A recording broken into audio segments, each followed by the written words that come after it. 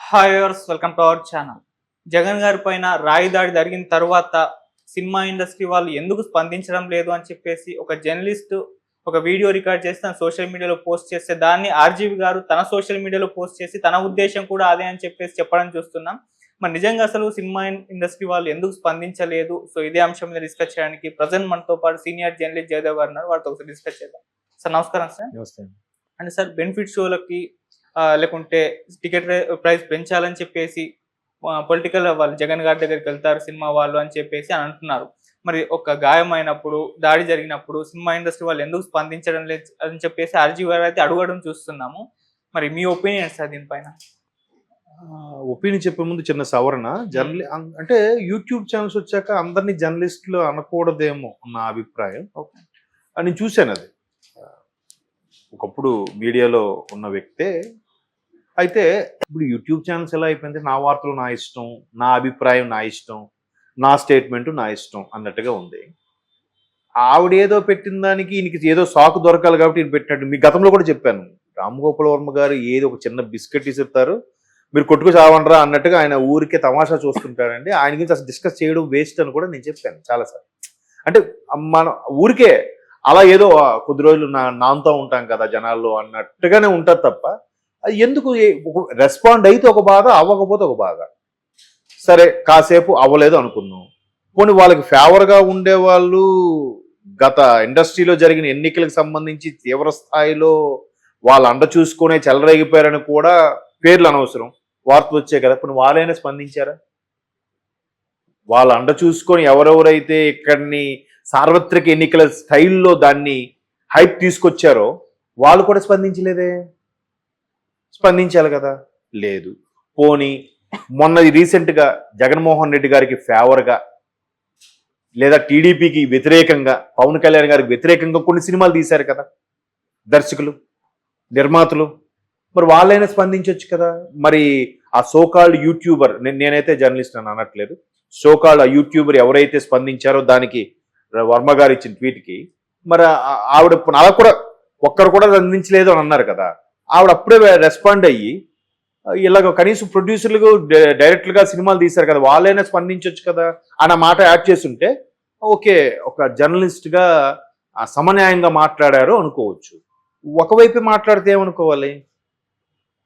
Course maybe గతంలో వాళ్ళకి సంబంధించిన ఛానల్లో కూడా పనిచేసినట్టుగా నాకు ఐడియా ఉంది. సో మేబీ ఫేవర్గా మాట్లాడి ఉండొచ్చు, వాళ్ళ ఇష్టం, దానికి మేము తప్పు పట్టట్లేదు, తప్పు అని కూడా అనట్లేదు. కాకపోతే ఇవాళ ఇక్కడ ఎలా ఉంటుందంటే, ఇప్పుడు మన చిరంజీవి గారే ఉన్నారు, పవన్ కళ్యాణ్ గారికి 5 కోట్లు చెక్ ఇచ్చారు.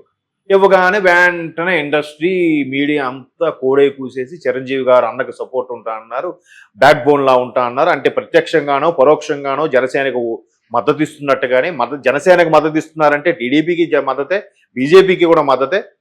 మూడో కాపీకేట్ తెలుసా, వైసీపీకి యాంటీ. అంతే కదా, రాజుగారు పెద్ద భార్య మంచిదని చిన్న భార్య మంచిదే కాదనే కదా. సో అలాగే టీడీపీ కూటమికే మద్దతు పలికారు చిరంజీవి గారు, అంటే వైసీపీకి వ్యతిరేకం రాసేసారు ఆల్రెడీ అది కూడా. సో వెంటనే ఆయన ఏం క్లారిటీ ఇచ్చాడు, నెక్స్ట్ డే కాక నెక్స్ట్ డే, నేను ఏ సినిమాలకు దూరమే రాజకీయాల్లోకి వెళ్ళానో అది నేను తెలుసుకున్నాను, మళ్ళీ సినిమాలకు వచ్చాను, ఇకపై చచ్చేదాకా సినిమాలే నా జీవితం, నేను ఏ పార్టీకి చెందినవాడిని కాదు, ఏ పార్టీకి కొమ్ము కాయను అని క్లియర్గా ఇండైరెక్ట్గా అనౌన్స్ చేశాడు.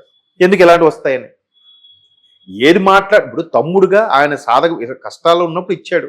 ఒకప్పుడు నాగబాబు గారు కూడా ఏం చెప్పారు, ఆరెంజ్ సినిమా ఇబ్బంది అయినప్పుడు నేను ఆల్మోస్ట్ సూసైడ్ చేసుకోవాలనుకున్నానండి, బట్ 2 రోజుల ముందు తర్వాత అన్నయ్య ఫోన్ చేసి ఏరా నాకు ఒక మాట కూడా చెప్పను, నేను ఉన్నా అనుకున్నా లేననుకున్నావా అని చెప్పి అన్నయ్య సాయం చేశారు. బట్ అన్నయ్యకు ముందే తమ్ముడు పవన్ కళ్యాణ్ నా పరిస్థితి తెలుసుకుని సాయం చేశాడు కూడా నాగబాబు గారు చెప్పారు. నిజంగా అన్నదమ్ములు బ్లడ్ రిలేషన్ అదే కదా ధైర్యం అంటే. సో అలాగా మరి పెద్ద పుట్టిన తర్వాత తమ్ముడు ఇబ్బందుల్లో ఆయన ఆస్తులు అమ్ముకొని పార్టీ నడిపించే పరిస్థితి వచ్చినప్పుడు ఇచ్చాడేమో. దాన్ని మళ్ళీ యాంగిల్గా రాజకీయ కోణంలో ఎందుకు చూడాలి? నెక్స్ట్ చంద్రబాబు గారు అరెస్ట్ అయినప్పుడు కూడా ఇండస్ట్రీ పెద్దలు ఎవరెవరు రెస్పాండ్ అయ్యారు? అవ్వలేదుగా. చంద్రబాబు గారు అరెస్టు అన్యాయం అని ఎవరైనా అన్నారా? జగన్మోహన్ రెడ్డి గారు చేసిందే కరెక్ట్ అని ఎవరన్నారా? మరి అప్పుడు ఈ యూట్యూబరు ఎందుకు మాట్లాడలేదు? అర్థమవుతుందా? సో కాబట్టి అదొక సాగు. ఇప్పుడు ఆవిడ ఏదో క్యాజువల్గా అని ఉండొచ్చు, ఆవిడని కూడా తప్పడట్లేదు. దాన్ని సాగుగా తీసుకొని నేను మళ్ళీ నేనున్నాను రా బాబు, జనాల్లో ఉన్నాను అని చెప్పడానికి ఈయన మళ్ళీ కౌంటర్ ఇచ్చినట్టుగా అనిపిస్తుంది. ఇప్పుడు ఆయన ఏంటి దీని మీద డిస్కషన్లు ఎవరెవరు యూట్యూబ్లో ఎన్ని వచ్చాయి దీని మీద, తర్వాత ఛానల్స్లో ఎంతమంది డిస్కషన్ పెట్టారు, ఎంతమంది డిబేట్ పెట్టారు అని చెప్పి ఆయన సింపుల్గా ఒక పెగ్గేసుకుంటూ చూస్తూ నవ్వుకుంటుంటాడని నా అభిప్రాయం. అదే జరుగుద్ది.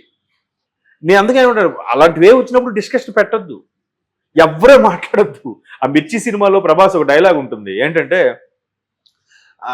డార్లింగ్ మనం అర్చపెట్టి అటాక్ చేసినప్పుడు మనం ఏం సైలెంట్గా ఊరుకుంటే కొన్నాళ్ళకి విసిగిపోయి ఆలే సైలెంట్ అయిపోతారు కదా అని అంటాడు కదా. అలాగా ఈయన ఏం చేసినా కూడా మనం ఏం డిస్కషన్ పెట్టలేదు, ఏ ట్రోల్స్ చేయలేదు అనుకో, ఆయన ఏం చేయడుగా. దట్టు ఇప్పుడు జనరేషన్ ఎలా ఉందంటే గుడ్ ఆర్ బ్యాడ్, అసభ్యంగా అయినా మంచిగా అయినా ట్రోల్స్ అయితే హ్యాపీ, అసభ్యంగా అయినా పర్లేదు, మనం ట్రోల్స్ అయితే మన నలుగురికి తెలుస్తున్నాం రా అనే ఫీలింగ్ లోనే ఉంటున్నారు. ఎవరికెవరికి అక్రమ సంబంధాలు అట్టగట్టినా కూడా ఓకే మనం ట్రోల్స్ లో ఉన్నాం కదా, అంటే మనం జనాల్లో ఉన్నాం కదా అనేటట్టు ఫీల్ అవుతున్నారా తప్ప దానికి వేరేలాగా తీసుకోవట్లేదు, సీరియస్గా తీసుకోవట్లేదు. వాళ్ళకి కావాల్సింది జనాల్లో నానుతూ ఉండడం కావాలి, ఒక రకమైన పబ్లిసిటీ కావాలి, వ్యూస్ కావాలి, లైక్లు కావాలి, వాచ్ అవర్స్ కావాలి. కాబట్టి అసలు నిజంగా అది ఆ యూట్యూబర్ ఏదో అన్నారు, దానికి మళ్ళీ లింక్ చేసి మరీ కామెంట్ పెట్టారు. ఆడికి ఇన్ని రోజులు దొరకలేదేమో సరైన పాయింట్, ఇది దొరికింది, దీన్ని ఎలా వాడుతున్నారు, ఎందుకు రెస్పాండ్ అవుతారు చెప్పండి. మళ్ళీ రెస్పాండ్ అయితే ఒక బాధ, అవ్వకపోతే ఒక బాధ. పోని జగన్మోహన్ రెడ్డి గారి మీద జరిగిన దాడి అదేమైనా ఒకప్పుడు చంద్రబాబు గారి మీద జరిగిన అలిపిరి లాంటి దాడా? కాదు కదా. పోని ప్రాణాలు పోయేంత దాడా? కాదు కదా. మరి ఎంతకుముందు పవన్ కళ్యాణ్ గారి మీద చంద్రబాబు గారి మీద రాళ్ళు రువ్వారుగా. పవన్ కళ్యాణ్ మీద అమలాపురం దగ్గర అయితే ఏంటది సోడా బుడ్డీలు కూడా ఇస్రాలను చూస్తే జన సైనికులు ఆపేశారుగా. అప్పుడు కూడా మరి అప్పుడు కూడా వీళ్ళు ఏమయ్యారు, ఏదో ఒక అంశం మీద మాట్లాడుతూ ఆవిడ మధ్యలో ఒక టాపిక్ లో మాట్లాడిన అంశం అయ్యిండొచ్చు నేను అనుకో, దాన్ని ఆ ముక్క వరకే కట్ చేసి ఆవిడ ఇలా మాట్లాడారు కాబట్టి నిజమే కదా ఎవరూ స్పందించలేదేంటి అని ఈయనకు లీడ్ దొరికింది. అదే అనిపిస్తుంది నాకు. కాబట్టి అలాగ ఎవరు స్పందించరు. అది చెప్తున్నాను కదా, ఒకవేళ స్పందించారు అనుకుందాం అంటే ఏంటి, ఈయనకి ఫేవర్గా ఉన్నాను వెంటనే ముద్ర వేసిస్తారు. స్పందించలేదు అనుకోండి ఇలా మాట్లాడతారు. కాబట్టి జనరల్గా ఈవిడ ఒక్కరు అలా మాట్లాడారేమో కానీ ఆ యూట్యూబరు ఎవరు అలా మాట్లాడరు స్పందించలేదు అని. స్పందిస్తే మాట్లాడతారేమో కానీ స్పందించకపోతే పలానా వాళ్ళు స్పందించలేదు. కొన్ని ఇండస్ట్రీస్లో ఎవరైనా స్పందించారా?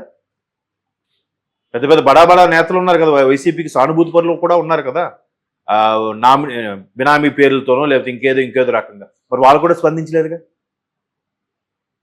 దానికి ఏమంటారు చెప్పండి. మరి ఇప్పుడు చాలా మంది అందులో ఉండే ఎంపీలు కానీ మంత్రులు కానీ పెద్ద పెద్ద బిజినెస్ మ్యాన్లతో వియంకులుగా ఉన్నారు. కొన్ని ఫార్మా కంపెనీలు ఉన్నాయి, పెద్ద కన్స్ట్రక్షన్ కంపెనీలు ఉన్నాయి. ఆ కంపెనీలు సీఈఓలు ఎండీలు ఎవరైనా మరి రెస్పాండ్ అయ్యారా జగన్మోహన్ రెడ్డి గారి మీద జరిగిన దాడి ఖండిస్తున్నామని? ఇండస్ట్రీలో ఒక్కరు మాత్రమే ఎందుకు ఖండించాలండి? అది క్వశ్చనే కాదు కదా, అసలు సందర్భమే కాదు కదా. మరి అయిపోయింది. కాకపోతే ఏదో ఒక టాపిక్ని తీసుకొని మాట్లాడి మన ముందుకు వదిలితే మనం ఇలా డిస్కస్ చేస్తామని ఆయన అలాగా పెగ్గేస్తూ పిచ్చోళ్ళారా స్టార్ట్ చేశారా, నేను అందుకని రా మీకోసం బిస్కెట్ వేసాను అన్నట్టు నవ్వుకుంటుంటాడు ఆయన. నేనైతే అదే ఫీల్ అవుతున్నా. సో అనవసరం topic. Okay sir, thank you so much sir. Thank you.